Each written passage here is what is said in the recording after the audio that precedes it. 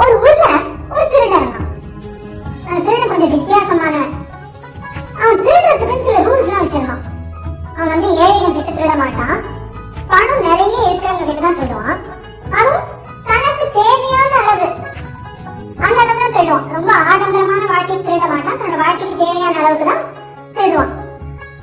அது இவ்வளவு நியாய தர்மம் பேசணும், எதுக்கு ஒரு திருடனா இருக்கணும் அப்படின்னு நமக்கு ஒரு யோசனை வரும். ஏன்னா அவனுக்கு வேற எந்த வேலையும் செஞ்சு பழக்கம் இல்லை. அவனுக்கு வந்து இது நல்லது கெட்டது அப்படின்னு ரொம்ப சொல்லி அவனை நல்ல வழிக்கு எடுத்துட்டு வரதுக்கு அவனுடைய அப்பா அம்மா இல்லை. இப்படியே அவன் வாழ்க்கை போயிட்டு இருந்துச்சு. ஒரு தடவை அந்த ஊர்ல வந்து ஒரு கோயில் திருவிழா நடந்துச்சு. திருவிழானாலே ஒரே கூட்டம் கோலாகலம் கொண்டாட்டம் தானே. மக்கள் கூட்டமா எடுத்துட்டு வந்துட்டு இருந்தாங்க. திருடன் பார்த்தான், சரி இதை பயன்படுத்தி இந்த இடத்துல நல்ல பணக்காரங்க எல்லாம் வருவாங்க, அவங்க கிட்ட இருந்து ஏதோ ஒரு செயினோ ஒரு ஏதோ ஒரு நிறைய திருடிக்கலாம் அப்படின்னு முடிவு பண்ணான். திருவிழால தினமும் ஒரு கதா காலட்சேபம் நடக்கும். ஒரு பெரியவர் வந்து ஏதோ ஒரு மக்களுக்கு எல்லாம் ஏதோ ஒரு கதையை சொல்லுவார் போல இருக்கு. அந்த இடத்துக்கு நிறைய பேர் கூட்டமா வந்து ரொம்ப ஆர்வமா கேட்பாங்க அந்த கதையை. அப்புறம் அவங்க அதை அவரை பத்தி நல்ல விதமா பேசிட்டு அவங்க கூட்டம் கலைஞ்சு போயிடும். இந்த திருடன் கவனிச்சுட்டு இருந்தான். இந்த திருடன் என்னதான் பேசுறாரு, அப்படி எல்லாருமே வந்து கேட்கறாங்க, என்னதான் பேசுறாரு, என்ன இவருக்கும் கேட்கணும்னு ஆசை. ஆனா கதை கேட்டுட்டு இருந்தா திருட முடியுமா? அதனால இதனால அது ரொம்ப கவனம் செலுத்த முடியாம போச்சு. அப்படியே திருவிழாவும் முடிஞ்சிடுச்சு. பெரியவர் கடைசி நாள் தன்னோட பேச்சை முடிச்சுட்டு அவர் கிளம்பிட்டாரு. திருடன் பெரியவர் கிட்ட போனான், ஐயா நீங்க வந்து மனுஷங்க நல்ல நிலைமையில உயர்றதுக்கு பல நல்ல விஷயங்களை சொன்னதா கேள்விப்பட்டேன். எனக்கும் வந்து உங்க பேச்சை கேட்கணும்னு ரொம்ப ஆசை, ஆனா என்னால வர முடியாம போயிடுச்சு. நீங்க தயவு செய்து எனக்கு ஏதாவது ஒரு நல்ல விஷயம் ஒண்ணு சொல்லுங்க, நான் கண்டிப்பா அதை வந்து ஃபாலோ பண்றேன் என் வாழ்க்கையில அப்படின்னு சொன்னான்.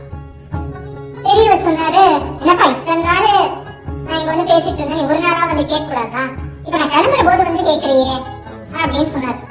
என் திருடன் சொன்னா, இல்லைங்க ஐயா என்னால நிஜமாவே வர முடியாம போயிடுச்சு, என்ன மன்னிச்சுக்கோங்க, நான் சத்தியம் பண்ண நீங்க ஏதாவது ஒரு விஷயம் சொல்லுங்க, அதை நான் கண்டிப்பா பின்பற்றுறேன் அப்படின்னு சொன்னான்.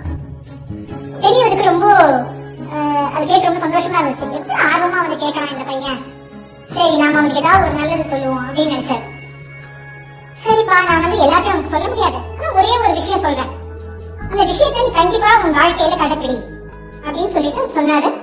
வேதத்துல ஒரு வாக்கியம் இருக்கு, சத்தியம் வத. சத்தியம்னா உண்மை, வதனா பேசு. உன் வாழ்க்கையில நீ முடிஞ்ச வரைக்கும் உண்மையே பேசு, இது உன் வாழ்க்கைக்கு ரொம்ப நல்லது அப்படின்னு சொல்லிட்டு போயிட்டாரு. திருடன் யோசிக்க ஆரம்பிச்சான், நானும் திருடன், உண்மையை பேசினா கண்டிப்பா மாட்டிப்பேன், பொய் சொன்னாதான் என் குழப்பே வரும். ஆனா பெரியவர்கிட்ட சத்தியம் பண்ணிட்டான், நம்ம உண்மையதான் பேசணும் அப்படிங்கறத முடிவு பண்ணோம். அப்படின்னா இந்த திருட்டு தொழிலையே நம்ம விட்டுறணும். இந்த திருட்டு தொழிலை விட்டுட்டா வேற என்ன செய்யறது? சரி ஏதாவது ஒரு சின்ன வியாபாரம் செஞ்சு நமக்கு தேவையான சம்பாதிப்போம் அப்படின்னு முடிவு பண்ணோம்.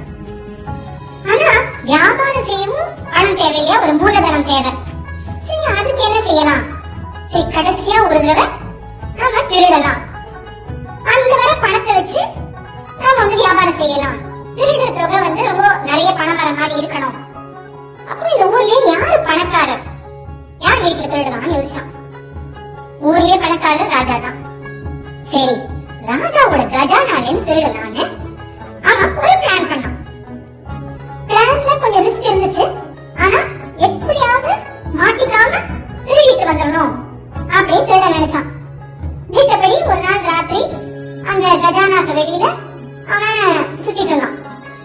அன்னைக்கும் பார்த்து அவனோட கெட்ட நேரம், அந்த ஊரோட அரசர் வந்து மாறு வேஷத்துல நகரத்தை சுத்திட்டு வந்துட்டு இருந்தாரு.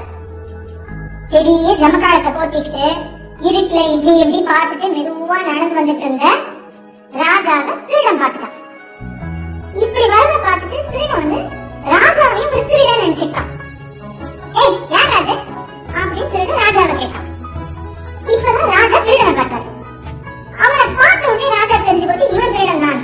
ஏன்னா இருட்டுல இந்த மாதிரி சுத்திட்டு இருக்கிறது திருடங்களா தான் இருக்கும். மக்கள் எல்லாரும் ஓரளவு ராத்திரி ஆயிடுச்சுன்னா தூங்க போயிடுவாங்க.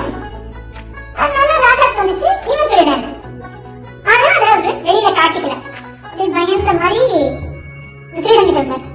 ஐயா ஐயா என்ன பிடிச்சிடாதீங்க ஐயா, என்ன கைது பண்ணி பண்ணிடாதீங்க ஐயா, எனக்கு வேலை எதுவும் இல்ல, என் வேலை போயிடுச்சு, என் குடும்பத்தை காப்பாற்றணும், ரொம்ப கஷ்டத்துல இருக்கேன், நான் வெளியூர் ஆளு, நான் இதான் முதல் தடவை நான் திருட வந்திருக்கேன், ஐயோ என்ன மன்னிச்சிருங்க, என்ன விட்டுருங்க அப்படின்னு அப்படியே நடிச்சாரு. திருடன் ராஜா சொன்னதை கேட்டு ஏமாந்து போயிட்டான். சிரிச்சுட்டு சொன்னான், அட நீ கூட திருடதான் வந்தியா, நான் கூட திருடன் தான்ப்பா. ஒன்று சொல்றேன் தெரிஞ்சுக்கோ, ஒரு திருடன் என்னைக்குமே வாழ்க்கையில் நிம்மதியாவே இருக்க முடியாது, எப்பவுமே பயந்துட்டே இருக்க வேண்டிய நிலைமையில தான் இருக்கும். அதனால நானே இந்த திருட்டு தொழிலை விட்டுலான்னு பாக்குறேன். அதுக்கு முன்னாடி கடைசியா ஒரு பெரிய திருட்டு பண்ணணும்னு நினைக்கிறேன்.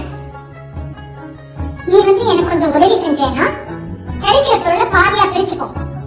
ஆனா நீ எனக்கு ஒரு சத்தியம் பண்ணணும், இதுக்கு மேல நாம திருடவே கூடாது, இந்த வர பொருளை வச்சு ஒரு வியாபாரம் செஞ்சு பழச்சிக்கலாம், என்ன சொல்ற அப்படின்னு கேட்டான். ராஜாக்கு இந்த விளையாட்டு ரொம்ப பிடிச்சிருந்தது. அவன் தலையை அடிச்சுட்டு அவன் சத்தியம் பண்ணி கொடுத்தாரு, இனிமே நான் திருட மாட்டேன் அப்படின்ட்டு. திருடன் சொன்னா, நம்ம எங்க திருட போறோம் தெரியுமா, நம்ம இந்த நாட்டு அரசரோட கஜானால திருட போறோம். இந்த கஜானால விலை உயர்ந்த ரத்தின கற்கள் இருக்குன்னு கேள்விப்பட்டேன். நம்ம எல்லாத்தையும் திருடக்கூடாது, ஏன்னா அரசர் மக்களுக்கு நல்லது செய்யறதுக்காக தான் நிறைய பணத்தை சேர்த்து வச்சிருக்காரு. ஆனா நம்ம தேவைக்கு ரத்தின கற்களை மட்டும் திருடிப்போம், அதுவே பல லட்சம் ரூபாய் பெறணும் அப்படின்னு சொல்றாங்க. அதை திருடி எடுத்துட்டு நம்ம வியாபாரத்துக்கு உபயோகப்படுத்திக்கலாம் அப்படின்னு சொன்னோம்.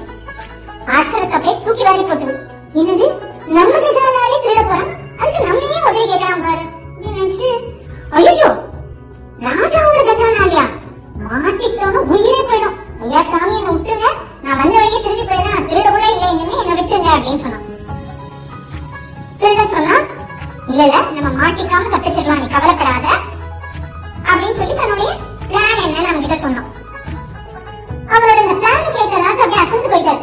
நம்ம எவ்வளவு பாதுகாப்பா நம்ம கஜானா வச்சிருக்கோம்னு நினைச்சோம், நம்ம பாதுகாப்பு இவ்வளவு மோசமா இருக்கா, இவ்வளவு புத்திசாலியா இருக்கான் பாரு. ஆனா இவனோட இந்த திறமை எல்லாம் இப்படி வீணா போகுதே, இவன் மட்டும் நம்ம கூட இருந்தா நம்ம நாட்டுக்கு எவ்வளவு நல்லது, இவனை எப்படியாவது நம்ம கூட சேர்த்துக்கணும், இவன் திறமையானவனாவும் இருக்கான், ஓரளவு நல்லவனாவும் இருக்கான் அப்படின்னு ராஜாவுக்கு தோணுச்சு. ஆனா அப்படியே நேரம் அவனை நம்பிட முடியாது இல்லையா, அவனை நல்லா சோதிச்சு பார்க்கணும், இவன் நிஜமாவே எந்த அளவு திறமையானவன் எந்த அளவு நல்லவன் தெரிஞ்சுட்டு தான் ராஜா தன்னோட சேர்த்துக்க முடியாது இல்லையா. அதனால இவர் என்ன சொன்னாரு, சரி நீங்க சொல்றபடியே செய்யலாம் ஐயா அப்படின்னு அந்த திருடங்கிட்ட வச்சுட்டாரு. திருடனோட பிளான் படியே கஜானாக்குள்ள போயிட்டாங்க, யாரும் பார்க்கல. அந்த கல் இருக்கிற பெட்டியும் கண்டுபிடிச்சிட்டாங்க. அந்த பெட்டியை திறந்து பார்த்தாங்க. பெட்டியை திறந்தா கண்ணு பறிக்கிற மாதிரி பல பல பல பல ரத்தினக்கல், நல்ல 3 ரத்தினக்கல் தான் இருந்துச்சு. இப்போ எப்படி அதை சரிபாதியா பிரிக்கிறது, 3 கல் இருக்கு இல்லையா. அந்த திருடன் யோசிச்சுட்டு சொன்னான், இது பாருப்பா, இதுல ஒரு கல்லு வித்தாலே பல லட்சம் ரூபாய் கிடைக்கும் போல இருக்கு, அதனால நம்ம என்ன பண்ணலாம், நீ ஒரு கல் எடுத்துக்கோ, நான் ஒரு கல் எடுத்துக்கிறேன், 3வது கல் இங்கே இருக்கட்டும். அரசர் இத ரொம்ப ஆசையா வாங்கி வச்சிருக்காரு, இது அவர்கிட்டயே இருக்கட்டும், மீதி ஆளுக்கு ஒரு கல் எடுத்துப்போம் அப்படின்னு சொல்லிட்டு ஆளுக்கு ஒரு கல் எடுத்துட்டாங்க. அப்படியே ஜாகிரதையா வெளியில வந்தாங்க, யார்கிட்டயும் மாட்டிக்கல. சரி நீ உன் வழியில போ, நான் என் வழியில போறேன்னு திருடன் போயிட்டான். அரசர் கொஞ்ச நேரம் அங்கேயே நின்றுட்டு இருந்தாரு. அதுக்கப்புறம் திருடன் பின்னாடி அவனுக்கு தெரியாம போய் அவன் வீடு எதுன்னு கண்டுபிடிச்சிட்டாரு. அதுக்கப்புறம் இவர் திருப்பி தன்னோட மாளிகைக்கு வந்துட்டாரு. அரசருக்கு அதுக்கு ஒரே ஆச்சரியம், அவரால் தூங்கவே முடியல. என்னடா இது, நான் முன்னாடி இவ்வளவு பொண்ணையும் பொருளையும் பார்த்து கொஞ்சம் கூட எதுக்குமே ஆசைப்படாம தனக்கு தேவையான அந்த கண்ணு மட்டும் எடுத்து போனாங்க இந்த திருடன், இப்படிப்பட்ட மனுஷங்க கூட இருப்பாங்க அப்படின்னு அவரு யோசிச்சுட்டே இருந்தாரு. மறுநாள் காலையில காவலாளிகள் ஓடி வந்தாங்க. அண்ணா, நம்ம கஜானா யாரோ திருடிட்டாங்க, அது என்ன திருடு போச்சு எங்களுக்கு சரியா தெரியல அப்படின்னு கம்ப்ளைண்ட் பண்ணாங்க. அரசு அப்படியே பதட்டப்படலாம் நினைச்சாரு. அப்படியா தெரியல, என்ன பார்த்துட்டு இருக்கீங்க அப்படின்னு சொல்லிட்டு தன்னோட ஒரு அமைச்சரை கூப்பிட்டு போய் என்ன திருடு போச்சுன்னு பார்த்துட்டு வாங்க, கணக்கெடுத்துட்டு வாங்க அப்படின்னு சொன்னார். அமைச்சரும் போனாரு. கொஞ்ச நேரத்துக்கு அப்புறமா வந்தாரு. அரசே, நீங்க வாங்கி வச்சிருந்த எல்லா பொருளும் அப்படியேதான் இருக்கு, ஆனா நீங்க ரொம்ப ஆசைப்பட்டு வாங்கினீங்க இல்லையா அந்த 3 ரத்தினக்கல், அதை மட்டும் காணும் அப்படின்னு சொன்னார் அமைச்சர். உடனே அரசர் கேட்டாரு, என்ன 3 ரத்தினக்கல்லுமே காணுமா அப்படின்னு கேட்டார். அமைச்சர் சொன்னார், ஆமா அரசே, 3 ரத்தினக்கல்லையுமே காணும் அப்படின்னு சொன்னார். அரசர் காவலாளிகளை கூப்பிட்டு இந்த திருட இருக்கிற இடத்த சொல்லி அங்க போய் அவனை பிடிச்சிட்டு வாங்க அப்படின்னு சொன்னார். அதே மாதிரி காவல்காரங்க போனாங்க. கரெக்டா திருட மாட்டிட்டான். திருட நினைச்சான், அடடா நம்ம இத்தனை நாள் செஞ்ச திருட்டு திருட்டுக்கு கடவுள் இன்னைக்கு நமக்கு தண்டனை கொடுத்துட்டாரு போல இருக்கு, இதுவும் நம்ம விதி அப்படின்னு நினைச்சிட்டு அவன் அரசு சபைக்கு வந்தான். அரசர் வந்து அவங்களை கேட்டார், நீ தானே திருடிங்க அப்படின்னு கேட்டார். இப்போ திருட உண்மையை சொல்றதா சத்தியம் பண்ணியிருக்கான், அதனால அவன் பொய் சொல்லல. பொய் சொன்னா ஒரு வேலை தப்பிச்சிருக்கலாம், அவன் பொய் சொல்லல. ஆமா அரசே, நான் தான் ரத்னக்கல்ல திருடினேன்னு சொல்லி நடந்தது எல்லாத்தையும் சொன்னான். இப்போ அவன் சொன்னா என்கிட்ட ஒரு ரத்னக்கல் தான் இருக்கு அப்படின்னு எடுத்து அதை எடுத்து காமிச்சான். அமைச்சர் கேட்டார், திருடான எவனாவது ஒரே ஒரு ரத்னக்கல்ல மட்டும் திருடுவானா, அந்த மூர்த்தி நீ தான் திருடி இருக்க, மரியாதையா கொடு அப்படின்னு சொன்னார். திருட சொன்னா இல்லைங்க ஐயா, நிஜமாவே நான் ஒரு கல்ல தான் திருடினேன், இன்னொரு திருடின வந்து எங்க இருக்கான்னு எனக்கு தெரியாது, அவன் பாவம் ரொம்ப குடும்பம் கஷ்டத்துல இருக்குன்னு சொன்னா அவனை சேர்த்துக்கிட்டேன், அவன் திருடிட்டு போயிட்டான் எனக்கு தெரியாதுன்னு சொன்னா திருடன். அரசருக்கு எழுதுன்னு சொன்னா அந்த ரெண்டாவது திருடன் யாருன்னு எனக்கு தெரியும், அது நான் தான் அப்படின்னு சொல்லி அவரு தங்கிட்ட இருந்து இன்னொரு ரத்னக்கல்லை எடுத்து காமிச்சாரு. இத பார்த்து சபையில எல்லாருமே ஆச்சரியப்பட்டாங்க. அப்ப அந்த மூணாவது கல் எங்க இருக்கு அப்படின்னு அவங்க கேட்டாங்க. உடனே அரசர் சொன்னாரு, அது எங்க இருக்குன்னு எனக்கு தெரியும், அந்த திருடன் யாருன்னு எனக்கு தெரியும் அப்படின்னு சொல்லி நேரா அந்த அமைச்சர் கிட்ட போய் அவருடைய சட்டை அப்படியே லைட்டா உலுக்கினார். மூணாவது ரத்னக்கல் கீழே விழுந்தது. அமைச்சருக்கு ரொம்ப அவமானமா போச்சு. திருட்டு தொழில் செஞ்சாலும் தன்னை சுத்தி நிறைய பணமும் பொருளும் இருந்தாலும் தன் வாக்குப்படி நேர்மையா நடந்துட்டுதான் திருடன். ஆனா நல்ல பண வசதி இருந்த போதும் ஒரு சந்தர்ப்பம் கிடைச்ச உடனே தன்னோட உண்மையான குணத்தை காமிச்சிட்டாரு அமைச்சர். அரசர் அமைச்சரை ஜெயிலுக்கு அனுப்பிட்டாரு.